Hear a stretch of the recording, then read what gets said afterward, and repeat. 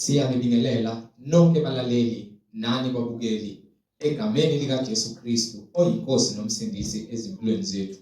Siyanxusa kubo bonke abantu abalalele ukuba nithathe amabhayibheli enu njengamanje silalele ivangeli lombuso wezulu lapho kushunyelwa khona ukuphenduka nokuthethelelwa kwezono nokubhabhadiswa egameni lika Jesu Kristu oyinkosi nomsindisi. Kubo bonke abantu abalalele labo abafisa ukubhabhadiswa egameni lika Jesu Kristu oyinkosi nomsindisi, nalabo abanemibuzo mayelana neBhayibheli, nalabo abanobufakazi uJesu Kristu yena yedwa oyinkosi nomsindisi esekunikezile ubufakazi ukuba ukuthule kuze zonke izindlebe ezilalele ezimisele ukuza ebungcweleni naseqinisweni ngobufakazi bakho ukuba nixhumane nathi kule mininingwane esoyishiya njengamanje. Ngizoqala nge-email address ethi izwilenkosi.ujesukristu@gmail.com, izwilenkosi.ujesukristu@gmail.com, no my cell phone number, no my WhatsApp number la ningakwazi ukuxhumana nathi khona ethi 066 566 9245, 066 566 9245. Izintshumayelo nezimfundiso ziyatholakala zonke ku-YouTube lapho ungahlala khona phansi uphethe iBhayibheli lakho ulalelisise uhlolisise kube ngabe lokhu okuzwayo kuyafakazelwa yini imibhalo engcwele. Ku-YouTube uzosearcha uthi izwi lenkosi uJesu Kristu, izwi lenkosi uJesu Kristu. Ungakhohlwa ukusubscribe, ungakhohlwa futhi nokupressa i-notification button ukuze ngaso sonke isikhathi uzoyithola izimfundiso eziphilileyo ezisiholela ebungcweleni naseqinisweni ngokwembhalo. Ungakhohlwa nokusharisha i-link nabo bonke abantu obaziyo, ikakhulukazi labo ohlanganyela nabo ngaso sonke isikhathi manihlanganyela nifakazelana ukuthi niyakholwa ukuthi uNkulunkulu udala izulu nomhlaba, niyakholwa ukuthi uJesu Kristu uyinkosi nomsindisi ezimpilweni zethu, ukuze wonke umuntu omaziyo ahlolisise imfundiso ngokwembhalo engcwele. So ku-YouTube sharisha i-link nabo bonke abantu obaziyo. Izwi lenkosi uJesu Kristu, izwi lenkosi uJesu Kristu. Ake sigobise amakhanda, sivala amehlo, sibonge Baba wethu osezulwini ngalesikhathi samanje. Baba wethu osezulwini, malingcoliswe igama lakho. Umbuso wakho mawufike. Intando yakho mayenziwe emhlabeni njengasezulwini. Usiphe namhlanje isinkwa sethu semihla ngemihla. Usithethelele amacala ethu njengoba nathi sibathethelela bonke abasonayo. Ungasingenise ekuningweni, kepha usindise kokubi, ngokuba umbuso ungowakho namandla nenkazimulo kuze kube phakade. Amen. Balaleli nani bazalwane, yamukelana umfowethu uMhlengi Zondi ozobe sihola ngokwemfihlakalo yemibhalo, umoya ongcwele ekhanyisa isibani sezwe uJesu Kristu yena yedwa oyinkosi nomsindisi. Amen. Ngalekelela bazalwane egameni lenkosi uJesu. Lena bosisi ningezi laqhoma sura namhlanje. Ungahlala namhlanje, hlala phansi. Okuzayo ngifune umuntu ogqoke ibhulu. Sizwa? Silokho simbonga uNkulunkulu ngomusa wakhe nothando ezintweni zonke ebubini nasekuhleni. Yena yedwa uthembakele ongaphenduki. Umusa wakhe usanele sonke. Silokho sithule wona ubufakazi ngayo imbhalo ukuthi yinye inkosi, yinye inkolo, munye umbhabhadiso egameni lika Jesu Kristu. Yinye indlela, linye ithikithi. uJesu uyindlela neqiniso lokuphila, uyithikithi lethu lokungena ezulwini. Ithikithi ubungcwele okuyibo esibizelwe kubo ukuba siphile, ukuze ke sikwazi ukubonana noNkulunkulu. Muyedwa umuntu osafika emhlabeni waphila ubungcwele, waphelelisa, waze wavuswa ekufeni ngobungcwele. Ngakho ke understand uma masishumayela indaba yobungcwele, sishumayela into ekumele siphile, not kumele sikhulume. Kuningi ukona kwethu lapho khona siqonda nalapho khona singaqondi. Siyona ngokubona, siyona ngokwenza, siyona ngokucabanga. So bamdala kancane nje ungamemezi. So ngiyacela nje ukuthi siqonde ukuthi kuyenzeka wone ukucabanga ngoba naku ukuthi awuzwangwa umuntu noma akekho kubonile ngokuba kukwena ngaphakathi kepha wonile ngokucabanga noma ngokudlinza okubi. Ileyo ke into ekumele siyicelele intethelelo kuNkulunkulu ukuba siyona ngisho nangendlela esicabanga ngayo engalungile. Siyacasuka sikhulume ngezinhliziyo izinto ezibi. Yilokho futhi ekufanele sicelele intethelelo ukuba akubona ukwenza kuphela ukuthi usuyona kepha ucabanga nje into embi. Ngabe ukhulunywa nawe, ngabe ukhulunyiwe nawe lento sale wayicabanga yayimbi ngomunye umuntu noma ngabe ubonile udlula kwanemcabango nemidlinzo emibi evukile kuwena. Uma uza kuNkulunkulu uthe ufuna ukuthethelelwa amacala akho ukuba sinamacala amaningi, nginamacala amaningi qobo lwami. Akekho umuntu ongacasuki kepha akufanele ukuthi ngoba naku ukuthiwa ke angicasuki ngiyacasuka bese ngijahe ukuthi ngenze kabi bese ngizilandulela ngokuthi bengicasukile. Uma ucasuka thiwa lingashoni ilanga usayithukuthela. Uma ke ukubamba lokho kuba umthwalo kuwena bese uSathane athola indawo. Thiwa singamniki uSathane indawo.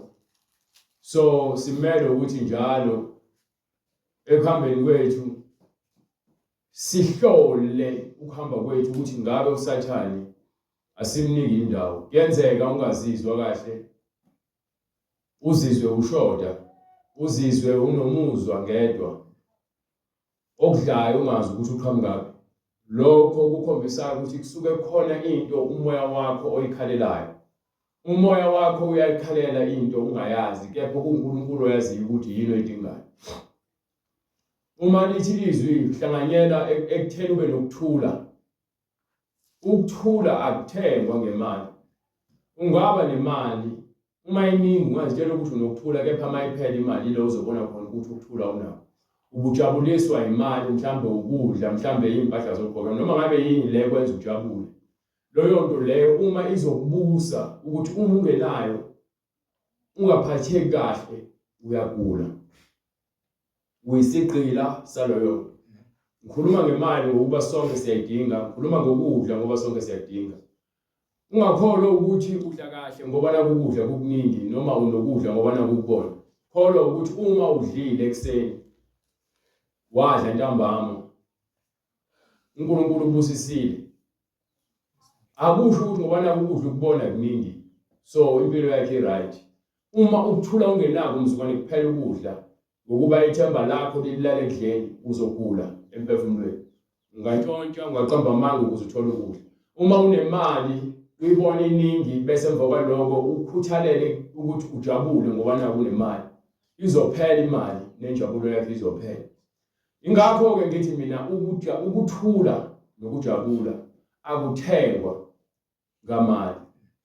Ukuba bonke abanemali banabangani abanemali. Akekho umuntu onemali onabangani abantu abayizikhala.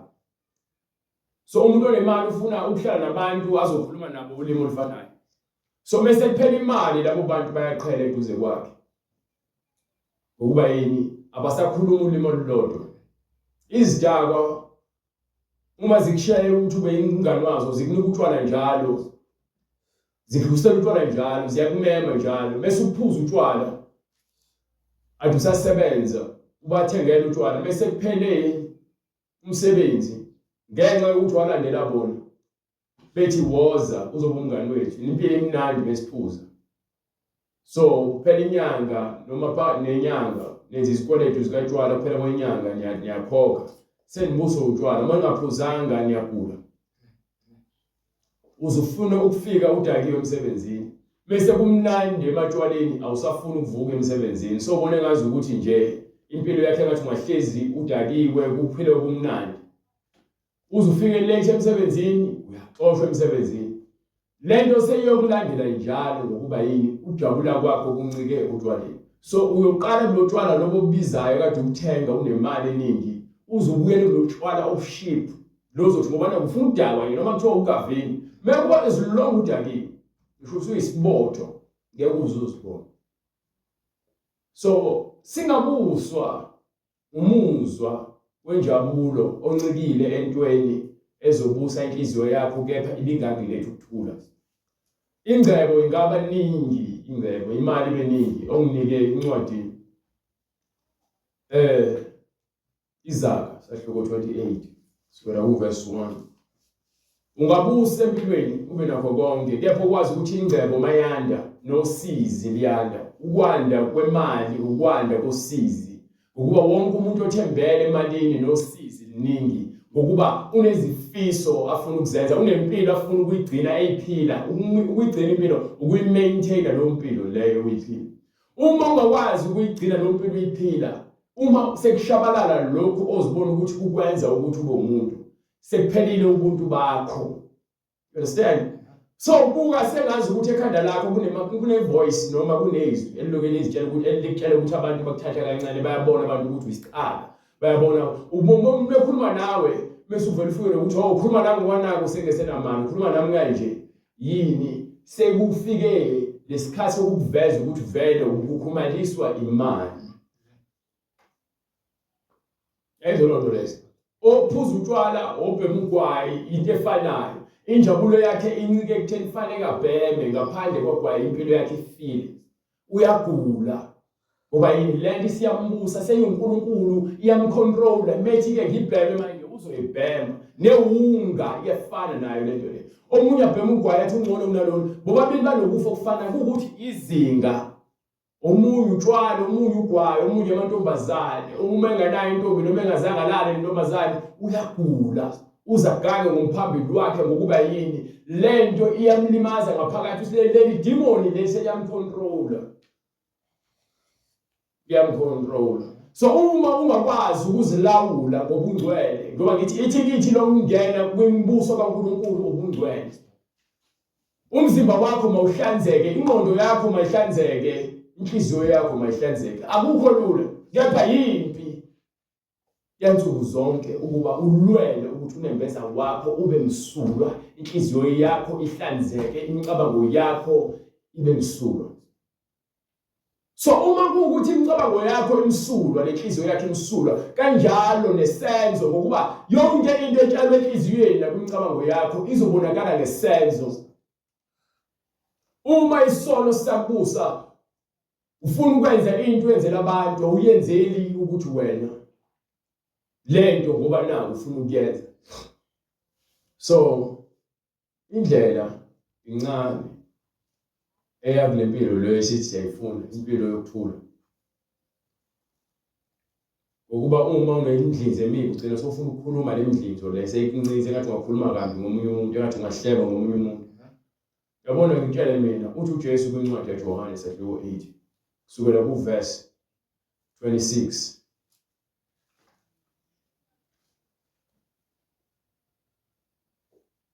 noma uqale from verse 21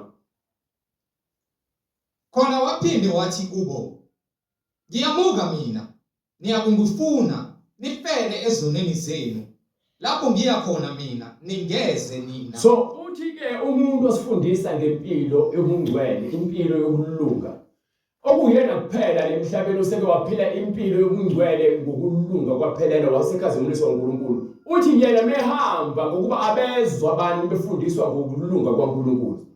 uJesu uze emhlabeni uzofundisa abantu ngokulunga kukaNkulunkulu akazange uzofundisa abantu ngeziwasho nangemithi nangeziphandla leyo nto ayihlangani noNkulunkulu. uJesu uze emhlabeni uzofundisa abantu bamncane hlala uJesu uze emhlabeni uzofundisa abantu ngempilo engcwele ilokho kuphela. So uma ethi uyahamba ingokuba uyakhuluma nabantu abamuzwa ukuthi uNkulunkulu yebo ubenikile umthetho wenyama manje senzonikwa ukukhululwa ezonweni zenu ukuthi uma wenza ububi unelungelo lokuzela wena kuNkulunkulu. Awusadingi abapriesti ozobanika izilwane neminikelo ucela uxolo.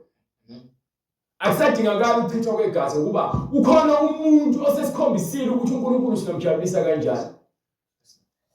Manje bethi uyahamba lapho ekhona ngeke size ngokuba thina sizovenjezelwa ukuba asinabo ubungcwele. Uyedwa kuphela umuntu oseke wavuka engasafani nomuntu wasemhlabeni. Kepha bambona uziveza kubona ngale ndlela le afuna bambone ngayo. Ukuba yini ufuna ukukhombisa abantu ukuthi uma ujabulisa uNkulunkulu kunempilo yokuphila okuphakade. Abaningi abakholwa, abaningi ingosani yakholwa. Ithi-ke incwadi baningi ababiziweyo kepha bambalwa abakhethiweyo. We understand ukuthi njengoba siba ngaka emhlabeni bambalwa abantu abazobona uNkulunkulu ngenxa yobukhulu bezinhliziyo. Inhliziyo embi, inhliziyo engenako ukuphumula enecala, inhliziyo elikhuni engathetheleli, inhliziyo engafuni ukususa okubi kuyo. Leyo nhliziyo ilikhuni, awukuthetheleli, negqubu, uyahleba, uyantshontsha, uqamba amanga. uNkulunkulu akapheli impilo enjalo. uNkulunkulu akantshontshi lutho, usiphile futhi konke esinakho. Ukuthi thina sinezinhliziyo, inhliziyo zethu zinephanga, azigcwali, zinomgudu omkhulu. Lo mgudu lowo mnyama ngokuba sifuna ukuyiphakela inhliziyo kepha ayigcwali. Uthi incwadi yeZaga sahluko 27 verse 18 umfundele yona. Olonda umkhiwane uyakudla izithelo zawo. Lowo ophila impilo engcwele uyakuthola impilo yaphakade. Nolinda inkosi yakhe uyakudunyiswa. Nalowo ohlala ebungcweleni uNkulunkulu uyakumphakamisa. Njengasemanzini, njengokuba usuku ubuka emanzini, ubuso bubhekana nobuso. Mawubheka amanzi ubona ubuso bakho. Njalo inhliziyo yomuntu. So umuntu ubonakala ngesenzo sakhe njengoba kuvela umbuka nje mesenza into kuvela inhliziyo yokuthi umuntu ucabangani, kugcweleni enhlizweni yakhe. Ngabe kugcwele umona, kugcwele ubufebe, kugcwele amanga, kugcwele ukuphinga, kugcwele ukubulala, kugcwele ukuhleba. Kubonakala ngoba esekhuluma. So ubuso bakho nendlela ophefumula ngayo ukukhuluma. Manje uzikhanda lapho.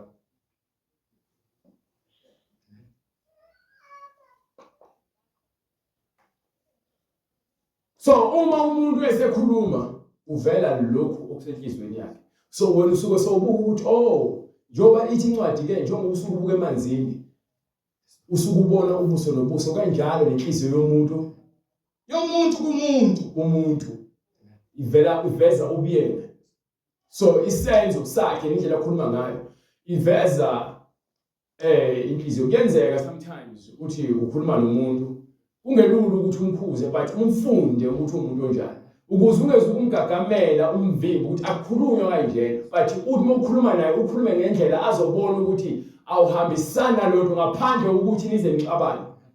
Ngokuba yini uNkulunkulu usibizele ebungcweleni wathi thina masibe ukukhanya kwezwe, wathi masibe isibani esikhanyela bonke abantu. Kusho ukuthi wena ungcwele awukho ngcono nomunye umuntu kepha iba isibonelo phela komngcwele bakho. Ungabe umuntu ongcwele ngomlomo mase kumele enze izinto ngendlela ephambene nalento ayishoyo. Yezona nto le. Indawo yabafileyo nokugubha usuthi. Indawo yezona nto le. Ngifuna understand kade ngichaza ngenhliziyo yomuntu. Indawo yabafileyo ayigcwali. Indawo bekhona yabafileyo na umgodi lo yabona umgodi esidoswa khona. Awukhumale phezulu unoni. Kanjalo nesihogo kamoya akukho kugcwala esihogweni. Ngeke kuze kugcwale. Ezona nto leyo. Kugcwele izinkulungwane ngezinkulungwane zezinkulungwane esihogweni zemphefumulo nje lokhu igingqi. Ngikhuluma nawe ngifuna abantu abafayo manje. Esibhedlela, emateksini, emgaqweni, emathaveni, abantu bayafa nje basikhuluma nje. Abanye bayazilengisa. So uyabona ukuthi isikhathi sokuphila akekho one guarantee ukuthi ke noma unesiqiniseko ukuthi uzofanele ngokuba bowazi ufanele ubuzoyazi impilo ekumele uyiphile.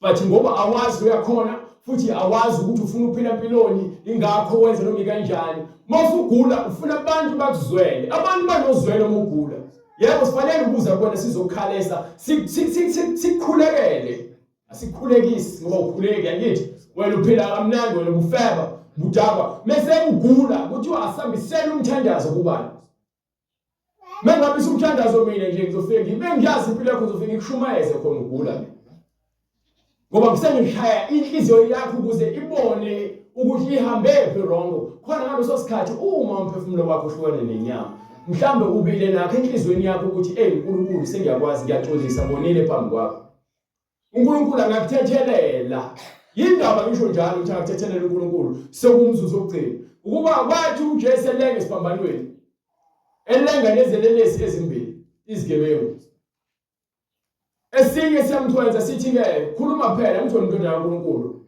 yenza indlela sehle la lo munye uyamkhuza uthi thina sizoni ngaphezu kwalo muntu lo muntu akenzanga lutho usethi inkosi uzungikhumbule embusweni wakho uthi uJesu namhlanje uza kuba nami eparadise iparadise siyazi ukuthi indawo yabangcwele isihogo indawo yabafileyo uyafa uhamba uphilele isihogo futhi uyaphila uphilele iparadise uphile uhamba uthi mawufa uhanjiswe eparadise lapho kuthiwa khona wabona abantu Abraham noLazarus msusenda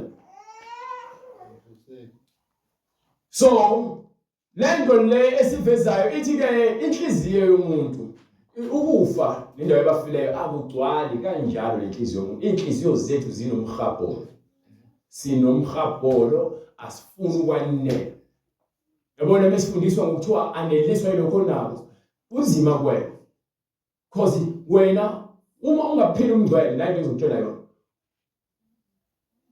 bathi ngesingisi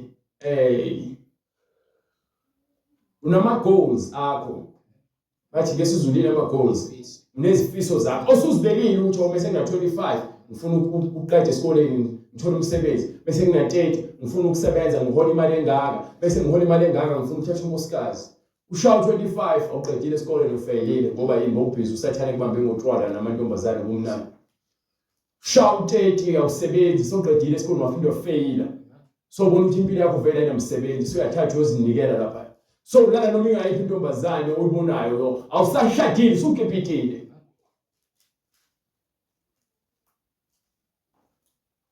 but ekhambeni kwakho ububeke ini ukuthi ke impilo yami ngifuna ibe kanje uzubhale phansi kwedayari lo nyaka mongenzanga lento athi uyifisa usufile nawe ke usho amaphupho akho afile yabona mayiphila ungakholwa injani impilo but uma ukholwa wazi ukuthi ke manje ngiyaqala ukwakha ukuthi ngizoqeda nini uNkulunkulu owazi manje ngiyayibeka imali ukuthi ngizoyilobola nini uNkulunkulu ozoyenza indlela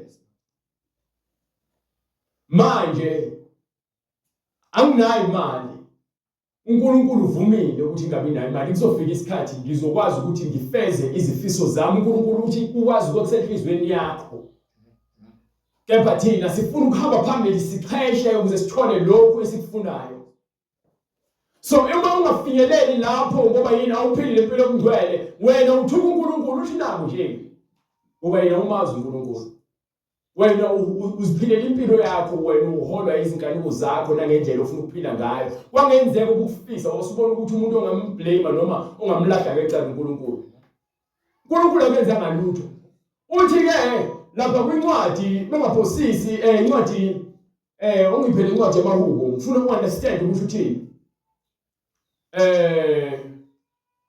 incwadi yamahubo sahluko 30 bengaphosisi verse manje ubhekela manje ngikutshela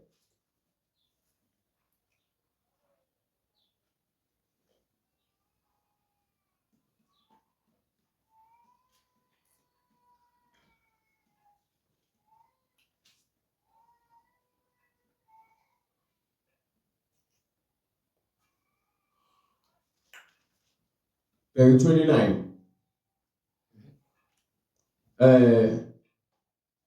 wait.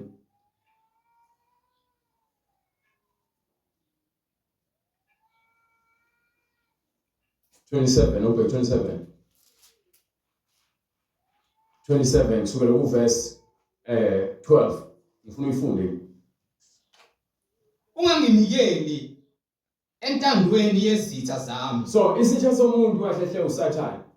So uma wena uthemba uNkulunkulu understand ukuthi uNkulunkulu uyakuvikela. Ingakho athi uDavide uJehova uyangihola emadlelweni aluhlaza. Futhi uyangihola angise nasemanzini okuphumula. uNkulunkulu ungenzela konke.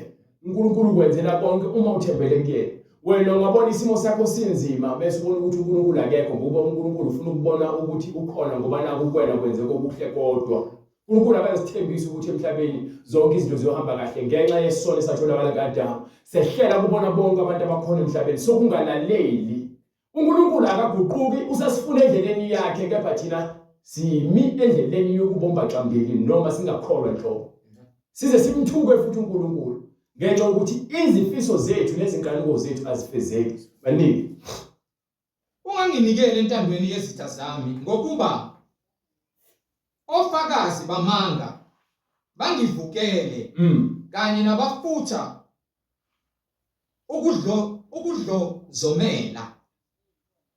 Yeka uma bengingathembanga ukubona okuhle kukaJehova ezweni labaphilayo.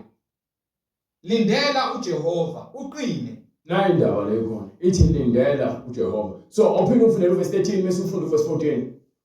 Yeka uma bengingathembanga ukubona. Uma ubungathembanga uqala ukuthemba ngeke uthembele entweni ongakholelwa kuyo.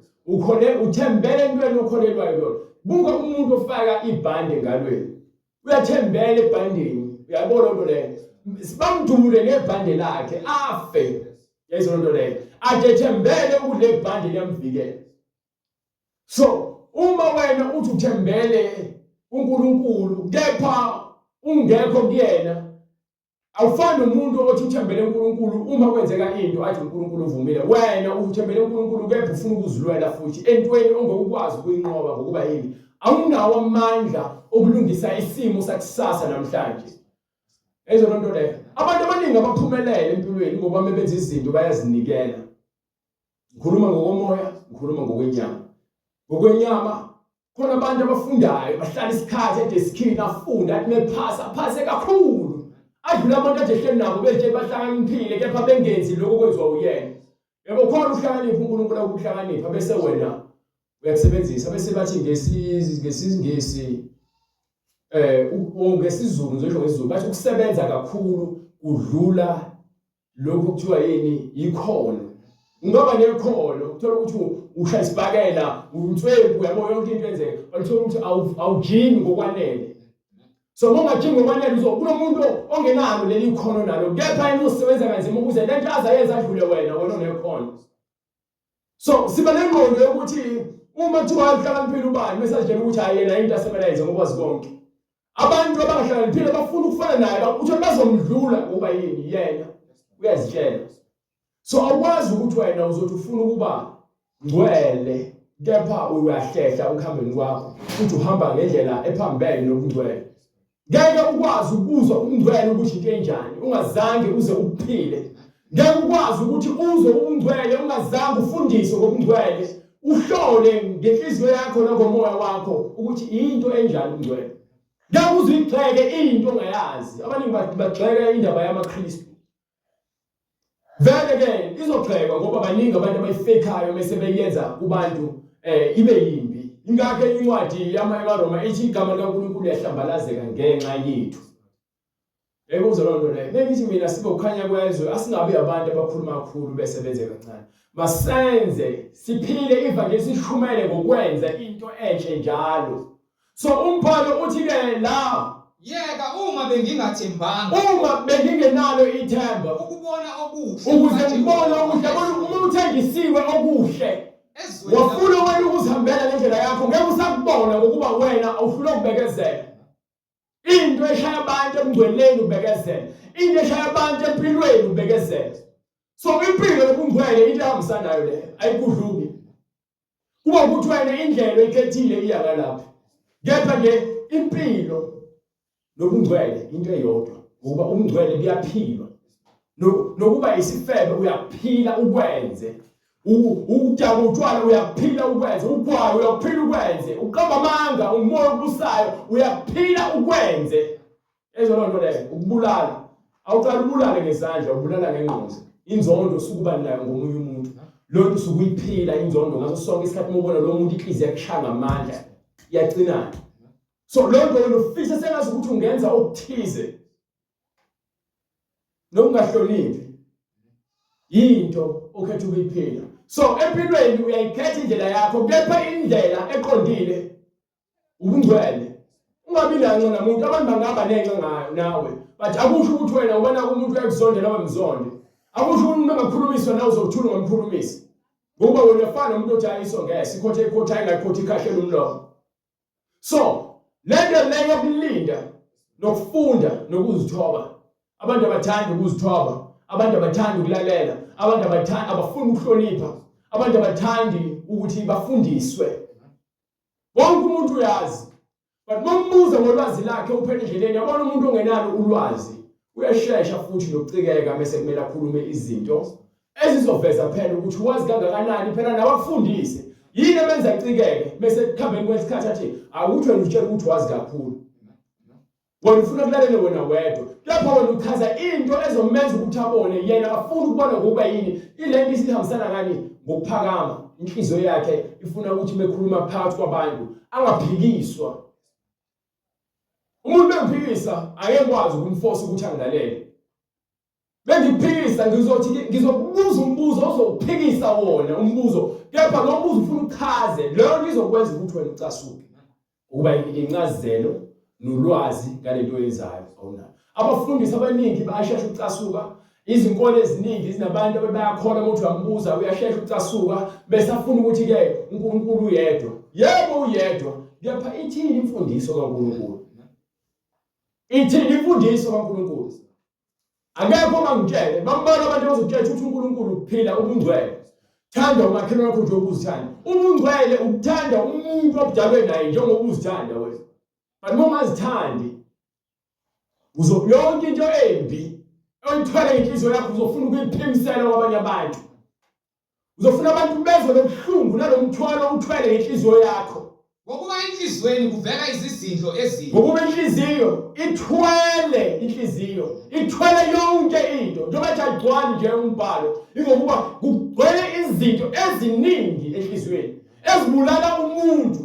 So uma uJesu ethi ke wozani kimi nina nonke enikhatheleyo nenisindayo ngizakungiphumuza kusho ukuthi bonke abantu abanenhliziyo ezithwele izinto ezingenamsebenzi wozani ngizothatha ukuthula mahala ngizofundiswa impilo yokuthula.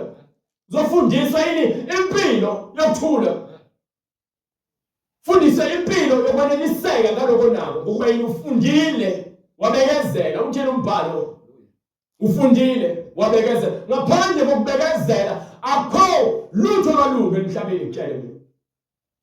Ubona abantu bethwala nje abafundisi bethwala nje ingoba abakwazi ukubekezela abafuna ukukhuluma iqiniso. Makukhuluma iqiniso abantu bayabaleka abantu ngoba yibantu amanzi.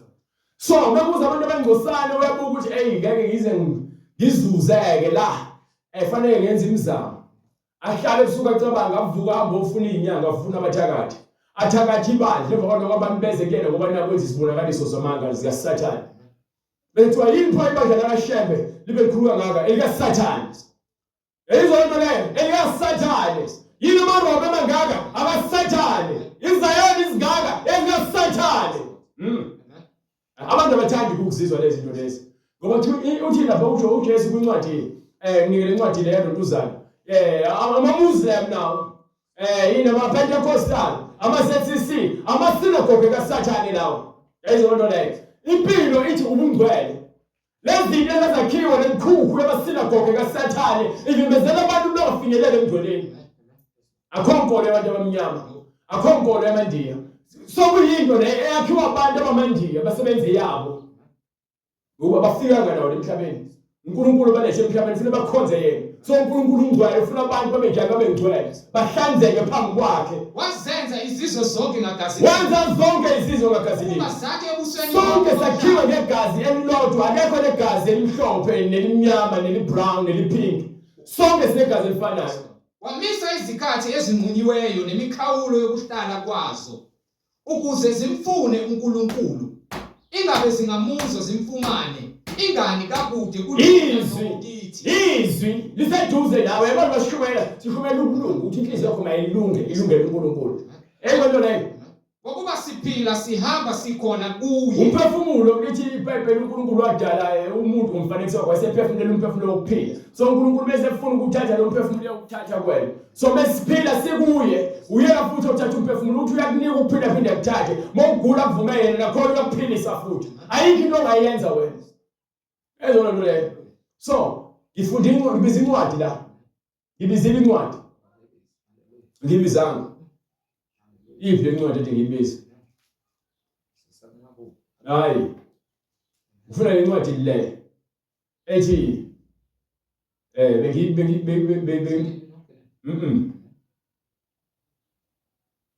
Jamina ke incwadi ngibizile bright ngathi incwadi yaMathewu 7 nike verse 14 qala 13.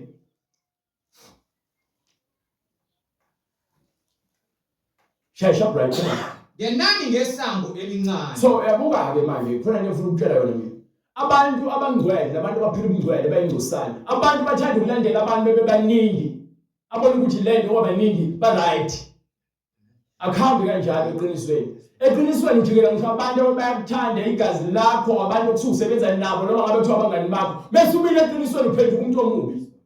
Ngoba iqiniso liyababa, iqiniso lilimaza lenhliziyo elikhulu. Ukuba inhliziyo ethanda ukubambelela entweni ezoyithokozisa okwesikhashana. Yebo uthola ukuthi ifile loyo nto. Yezona, bethiwa ngena ngesanga encane usho ukuthi ke indlela empumelelweni noma ekuphileni iyabekezelisa futhi ifuna abantu abanokholo ukuthi ngelinye ilanga ngiyoba nje. Ungami ubona umuntu erich bese uthi ke yazi ngifuna ufana nawe. Ungalingi ufise into akamakhelwane. Ngoba uyazi indlela ehambayo. Awabele futhi yabona uma uhala iwona lo ukutshela wona. Wamethi mina ngibamba inkunzi nawe uzobamba inkunzi. Mawukuthi uwake ngoba yini hlulo ukuthi ube nephupho waba nesifiso wathi ngelinye ilanga ngiyayifuna imoto ngiyafuna umuzi ngiyafuna unkosikazi lapho ukuthi ngizozifunela inhliziyo yami ingikhohlisa abantu besifazane badla. Yayizona nto leyo. Lapho manje uthola ukuthi uyalazi iqiniso ukuthi umuntu awukhanga ubuhle bomuntu ngaphandle. Thiwa umuntu wesifazane makahlobe ngomuntu osithekileyo. So lo muntu engimbonayo kunakwenza kuba kuyena nje umuntu. Kunalento ekutshela ke ngqondweni ithi ke mhlambe mangase ngimthatha uzoshintsha. Wena uzitshela lokho uNkulunkulu akutshela ngalokho. Ngoba yini usuhlula ukulinda sokufuna kwenzeke lento leyo ifisayo wena. Kuyophela ilanga lomuntu wenze lento igcwaliseke ube naye lo muntu lo emva uzisolwa wenzani. Eseveza ukuthi yena ubani. Phela akayena lo nto eyiyona. Uhlula yini ukulinda ukuthi uNkulunkulu akwamukelise noma uNkulunkulu engaza kunika kulona icala. Onike Ngena ngesango elincane. Ngene ngesango elincane. Ngokuba isango libanzi nendlela. Yabo utshela bombize lemngcweleni uzobize lapho into ezohlukanisa nayo yonke into oyithandayo engenamsebenzi. Khona izinto ezizithandayo engenamsebenzi. Omase uthola ukuthi ezamsebenzi bese uphatheka kabuhlungu ngoba wena uthando lwakho lukuyona loyo nto leyo. Khona izinto ezingenamsebenzi siyayithanda. TV siyayithanda. Sibuke yonke into ezojabulisa inhliziyo nokuthi nje ingqondo yethu idungeke. Bese kuthiwa hlukana nalokho ufunda iBhayibheli sekunzima lokho. Sekuthiwa hlukana nalokho ukuphila impilo engcwele sekunzima lokho. Why? Because inhliziyo ithanda ukubambelela entweni embi. Umuntu akushaya ngempama manje lo ngabona after 10 years. Inhliziyo yakhe ibisamdinelwe ngoba imboni yokukhumbula lesigameko sempama. Ngoba yini uthando awunalo. Uthando luthengwa ngokuzithoba uthando. Uthando luthengwa ngenhlonipho. Uthando lithengwa ngokubona ukuthi wena ulungile mina ulungile mina. Yakuba ngifuna ukulunga kufanele ngize uNkulunkulu azongitshela ukuthi yimaphi amaphutha ami. Bese ngobonile kukwena ukufuna ukuvuma ukuthi wrong noma wena ufuna ukuzivuna ukuthi right. Ngoba lo wakushaya ngempama athi uNkulunkulu uzakela ukuthi uzofuna ukuthi uNkulunkulu akuthathelele akufundise impilo yakhe athi ke xolela lo muntu lo wakushaya ngempama. Uzangeke mina ngixolele lo muntu ongishapha ngabantu obukusa ngami. Uyacabanga ke kusasindiswa. Ngeke usayithola ukuthula unakho. Phela ukuthula kuyantshontsha, usathanda ngintshontsha. Bethi umkhatho abantu. Usathanda abakhatha abantu bangaziwayo. enze ukuthi wena bakwenze kabi khona uzophinde ukhohlwe lesenzo. Loyana wasenza kwena isawuqhubeka yenze lento nokwambani ngoba yena iyamjabulisa ukuthi ngaso sonke isikhathi benza kabi uyawena. Uyabona ukuthi ke inkohliso isinjani? Ikwenza ubambelele entweni embi inhliziyo yomuntu injalo. Bethiwa singene ngesango elincane ukuba indlela ibanzi futhi ihambe abaningi. Bengithi mina wonke lamabandla lawa amasinagoge kaSathane kufakazelwa iBhayibheli. Ngoba abantu bakhona abafuni ukuphila umngcwele. Bajabulisa ukuthi bayahamba baye esontweni baye emaphasikeni. Bagcina amasabatha. Bagcina ihluthu. Baguqa 7 times a day. Asina njalo lokuguqa kwakho. Ukuba bese kuthiwa enza ukulunga, bese uhluleka ukwenza ukulunga, ukholo lwakho alunomsebenzi. Alunomsebenzi ukholo lwakho. Inhliziyo enkulu uNkulunkulu angayifuni ingakhathi wathi walithanda kangaka izwe. uNkulunkulu uyasithanda. Ufuna nathi sifunde ukuthandana before sithi siyamthanda yena. Qale wenze lokho kusho uNkulunkulu ukuze uNkulunkulu mazi enza lento ayishoyo yokuqala. Ngeke uthi uyamazi uNkulunkulu wena. Ungayenzi into ayishoyo. Futhi ngeke uthi uNkulunkulu uyakwazi. Kuze uNkulunkulu mazi ngokomoya. Akakwazi ngokwenyama ukuthi wakubumba ukhona ngiyabo but uNkulunkulu nike incwadi yokuqala kaJohane. Incwadi yokuqala kaJohane. Ngisho usahluko 4 from verse 18. No. Qala kusahluko sahluko 3 from verse 4. Incwadi yokuqala kaJohane sahluko 3.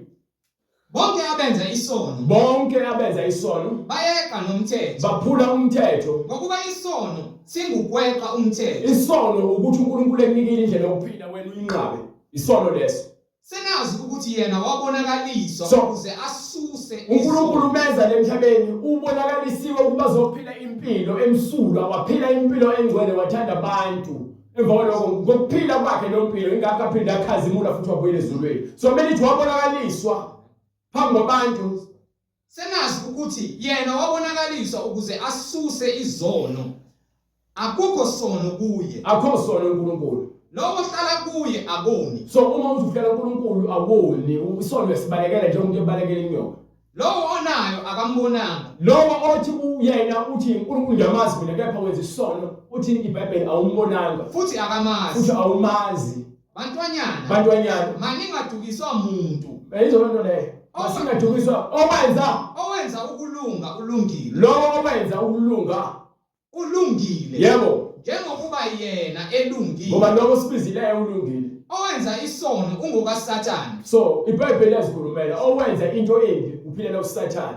So uyakhumbula nthevula incwadi yaJohane sahluko 8 kuya ku verse 21 ngathi mina ngiqale lapho ngathi lithi izwi. Mina ngiyahamba. La engiyakhona ngeke nizenize. Futhi anikwazi. Yabo nje ngisho nangu usefakazela uthi ke lowo ophila ukulunga uyamazi uNkulunkulu. Akasenzi isono. So uyakwazi ukuthi eze uNkulunkulu uzoza futhi uNkulunkulu ngaye uJesu sifundisile ukuza uNkulunkulu. Ngapha owenza isono ingakhethi uJesu ke nina anazi ngiyapha. Ngeke nize lengikhona ungaya kanjani endaweni yokungcwele ungaphili ukungcwele.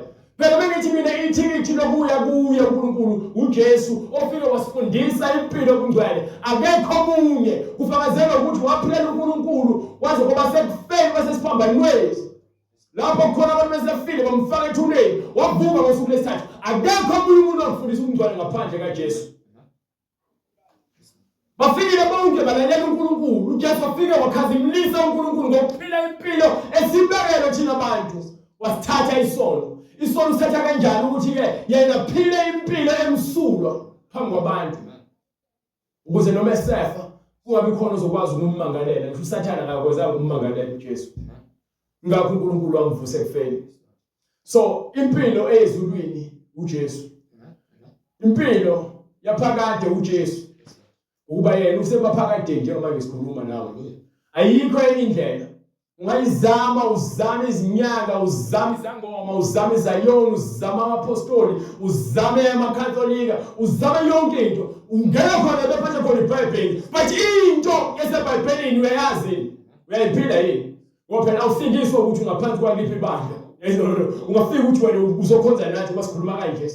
ufike uhambe esihogweni ngoba ufike uhlale nathi ubonakala unathi bese vakala uhambe ukwenza imisebenzi yakhe ekukhohlakala hambe esihogweni usindiswa wena nomphefumulo wakho insindiso fanele kibe senhlizweni yakho hayi ngokuthi nibaningi kangakanani anginandaba nenamba anginandaba mina nezizumbulu zabantu nginendaba neqiniso mina iqiniso engithandayo ingane yangikhulula futhi noma nami ngibona ngiyakwazi ukubona ngoba likhona kumina liyangitshela ukuthi uyabheda so kufanele ngishintshe indlela bengavumi ukuthi ngiyabheda mina ngizitshela ukuthi ngihlakaniphile mina ngikhathala ungazitshela kanjani uNkulunkulu uyakwazi ukwahlulela inhliziyo yakhe akukhombisa ukuthi wena u-wrong wena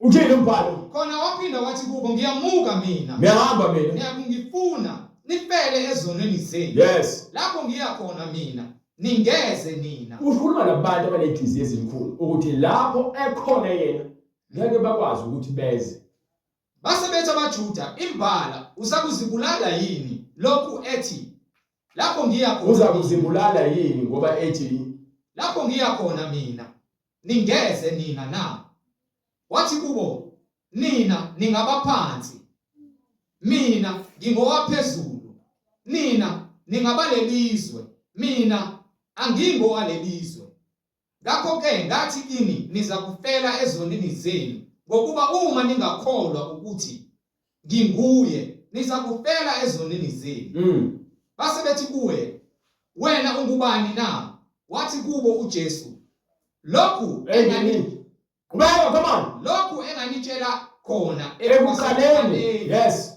nginezinto eziningi enginokuzikhuluma engifanele ngabe ngiyazikhuluma nokwahlulela ukuthi ngahlulele ngani yebo ongithumileyo kepha umoya oUjesu uqinisile ubona oyiqiniso yezolo qhubeka nami engikuzwayo kuye ngikukhuluma ezweni yabo mangaze ngithi yakhuluma manje ngikuphikise unqaphe yepha ngithi ngiyashumayela ngeke uzumbone uNkulunkulu ngeke bengizokhuluma izinto nami ngibona ukuthi yebona izinto lezi ekubake ngami ngoba ngizikhuluma yilokuthi ngikhuluma into athi umuntu ona mina ngibe ngifuna ukuthi kube khona ukulunga ngoba ngikhuluma angisazihola angisazilawuli mina Methwa ungaphumi nalodwa igama elibonile emlomeni wakho understand ukuthi wena noma uthi umuntu ucasulwa ngakanani ngiyavumela iBhayibheli ungacasuka kepha lithi ungoni enodino wakho ungadina kuze kube lo ndaba dlulisa ilanga liyakoshona so ngifuna ukubuyela kule ncwadi le yamahubo bese siyavala amahubo 27 incwadi yamahubo isahluko 27 verse 14 lindela uJehova so ekhambeni kwethu kule mpilo lesiphilayo siphilela ukuthi uNkulunkulu kube uyena ozosihola so izincwadi eziningi uma ngifunda iBhayibheli uvuke into eyenzeka eyisibonakaliso noma isibonelo ukuthi uNkulunkulu uthi bekhuluma akhulume mesenze ubufakazi bethi lindela uJehova abantwana bakaIsrael bahamba okay qale kaAbraham wathenjiswa uIsaka wamthola ngesikhathi esasibekwe uNkulunkulu azange amthole ngesikhathi esifuna uyena kwahlula ngisho uSara esenikela ngoHagai isigqila sakhe ukuthi akangene kuyena uAbraham khona ezothola indodana wayengakholwa uSara ngokwanele kepha uNkulunkulu wathi abalinde lo akuyona indodana esemthethweni ngokuba akazalwanga emshadweni uIshmael umuntu omele aphume kugcwaliseke izwi kaNkulunkulu uIsaka ozalwe ngesivumelwano phakathi kwaIsaka yizo lonto leyo so ubabe manje uma kuyisivumelwano uNkulunkulu aphinde esivumelwano ukuthi isizwe sika Abraham esophuma kena siyoba isigqili uNkulunkulu efika silande kuyenzeka futhi aphinde azosilanda ngoba balinde uNkulunkulu eGibhithe wabalanda lenkulumo ngokubekezela bese befikile lapha abayazi indlela lekhona bemele bahambe khona uNkulunkulu basakusolwa idlo libomvu ngoba yena ufuna ukubenzela izibonakaliso ukuze bakhole ukuthi uyena ungumholi wabo ubasaphi ezweni lapho khona uAbraham akhombisa kwathiwa lolo bazolelo lizoba elesizukulwane sakho bahamba bayezweni lesethembiso sikhuluma ngesethembiso so uNkulunkulu uthi uma ekhuluma into athi linda wena ujahile ufuna ukuzenzela ngendlela yakho ufuna shortcut uyazithola izinto zo-shortcut but ukuthula kukho kwena ingakho lisho njalo iBhayibheli incwadi yeza ethi kukho ukuthula kwababa akukho ukuthula kwababa angisho umuntu okuthiwa mumbi ngubona kumbuka wena umbone ngathi akakhile ngale ndlela wena uyijwayele akekho yabona kujele mase sinika isikhathi nje sengithi uphuma kancane ukuthi waphike Uma bekuthiwa bengithanda ukuzenza mina ngingakuzenzi ngingakukwenziwa uma ucabanga ngizozenza kanjani angazi iqiniso le because ubona ukuthi wena ufuna ufana nomunye umuntu awusho ukuthi mina nginendlela engicabanga ngayo ubona into uyibona ifisela wena yabona ukuba nami nganginje ubona into nezingovolo ukuthi hayi angifuni ukufana naloyo lo muntu nezingovolo akazenzanga na wenziwe uNkulunkulu owenzile nawe unophethe lakho nawe uneziqhomo zakho nawe unamehlo amakhulu akho indlela odalwe ngayo ubuhle bakho njengoba ubona lezimbali enhle azifani unamahips omunye unesishwapho omunye unemcondo omunye unemlenze omunye mude omunye mfishane khona abafishane abangaka umuntu omdala mfishane mngaka kakhulu manje ungamsheka umthini lo muntu lo yini ongahlekisa ngayo so ukuba kumele uzakhe awazi wawuzozakha uthi ube njani ngokuba yini umehlaka ahalela iChina ahalela India mokuthiwa nje umuntu akokwenza isejana aship umuntu ufuna ukufana nento angayona uzubona ukuthi thina siduke kangakanani asifuni ukwamukela isimo njengoba sinjalo yabona ngishoyo iyangilento ukuthi ke empilweni awujahi izinto ezikude nawe awukwazi ukuthi ungabamba unyaka ozayo manje noma uphile kunyaka ozayo manje ungenzeka yini so kwenzeka kanjani manje ufuna wena ukuthi empilweni usheshe izinto zakho zenzeke uzibone so rich uyaziphupha rich zibone urich uzibona ngiyona into ngempela ukuzibona urich but awukho rich iqiniso le zonke izindlela zomuntu zilungile emehlweni akhe kepha uJehova ulinganisa izinhliziyo ulinganisa izinhliziyo izidlinzo alright yawuphinde umfunele uverse chapter balongo incwadi izakhe isahluko 21 verse 2 zonke izindlela uzomuntu uzimhlophe emehlweni akhe zilungile emehlweni akhe kepha uJehova ulinganisa izizindlo izinhliziyo ongiphela chapter 16 uverse 1 bese siyavala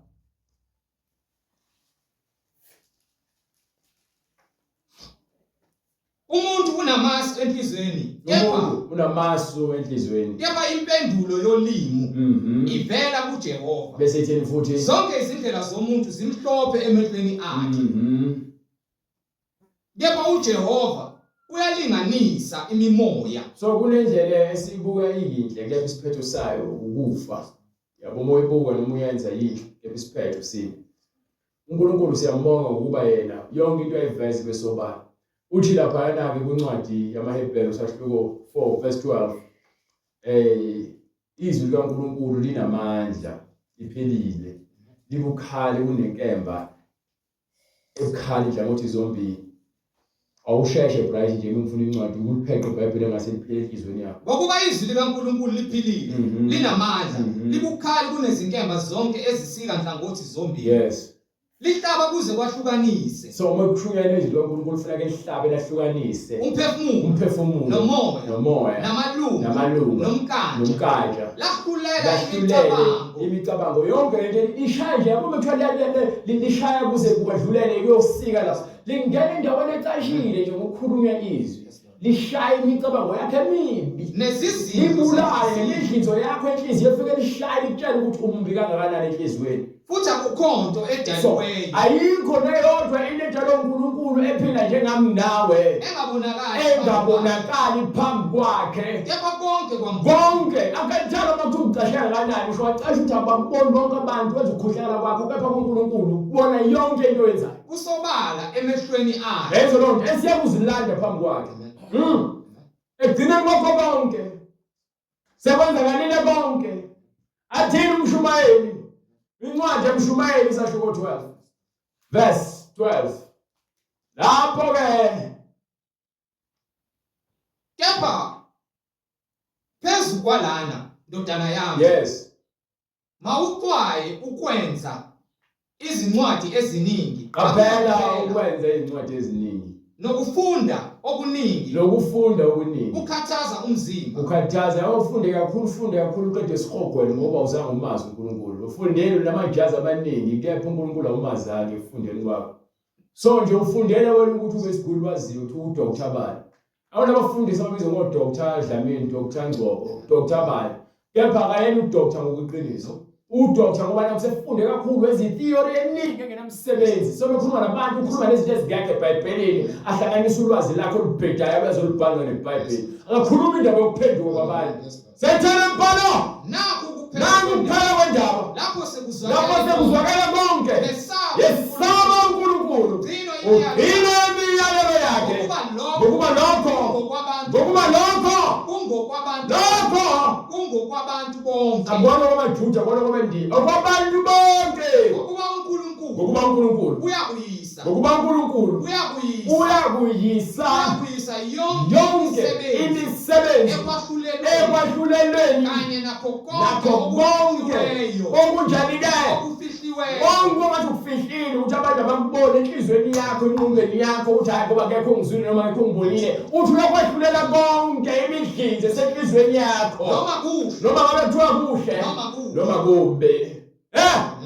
Linda uJehova uqine, inhliziyo yakho ime isibindi. 10:14 Lindela uJehova uqine, inhliziyo yakho ime isibindi. Yebo, lindela uJehova. Linda, funda ukulinda, funda ukuzithoba. Nika incwadi yeZenzo 2:38.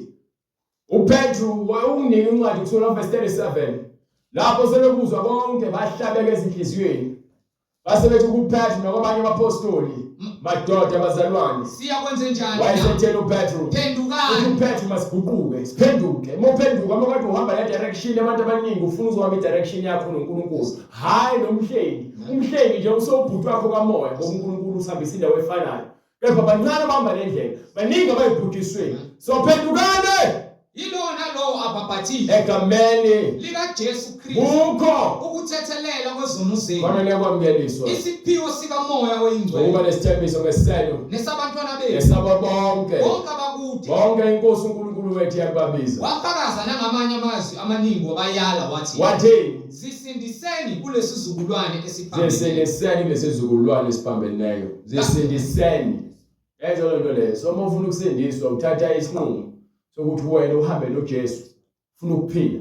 Amazwi kaJesu ayakukulonda phila kwakho konke. Uthi-ke incwadi lapha kumahubo-ke awumuzi ukuthi uJehova muhle kangakanani, umuzwe ungazizwa ngabantu, zwele wena ukhulume ngento yaziyo. Glory to God and understand. So bonke abantu abafuna ukubhabhadiswa kule namba oyibonayo noma uyizwile kwi-screen noma kuyintshumayelo isanda kuqala, uyakusithinta uNkulunkulu ezindlela ukuthi sifinyelele kuwe, ungene ngaphansi kwamanzi kukho ukuthethelwa kwezono zakho, uqala uphile impilo engcwele, uhlanganyele nabazalwane njengokuba uNkulunkulu eyalile. Siyambonga uNkulunkulu ngakho konke asenzele kona. Ebuhleni nasempini siyambonga. uNkulunkulu umile njalo akaguquki. Sicela ukuthi bonke abafuna ukubhabhadiswa basithinte, nalabo abanemibuzo mayelana neBhayibheli nisithinte. uNkulunkulu emuhle uza kuyenza indlela, ugcwaliseke izwi lakhe. Siphinde sibonane ngokuzayo. uNkulunkulu emuhle evumile uzifana nomkhuleko. Baba, egameni lenkosi yethu Jesu Kristu, uNkulunkulu namandla, izwi lakho liphilile, liyinkemba Nkosi ecije enhlangothi zombili, liyahlulela, linamandla Nkosi okuphilisa nokuvusa labo abalala ethembeni. Siyakhuleka uNkulunkulu namandla kuba lilungise izizindlo zezinhliziyo zethu, lahlulele uNkulunkulu namandla kusayi namhlanje sinesikhathi ilanga lingakashoni, ngokuba wena wedwa wenkosi nomsindisi Nkosi uJesu size singasilalela umuso ongaka. Ushiya isikhalo sakho sobukhosi uza wena uNkulunkulu namandla uzosisindisa ngoJesu Kristu oyinkosi nomsindisi. Thatha udumo nenkazimulo manje naphakade. Amen.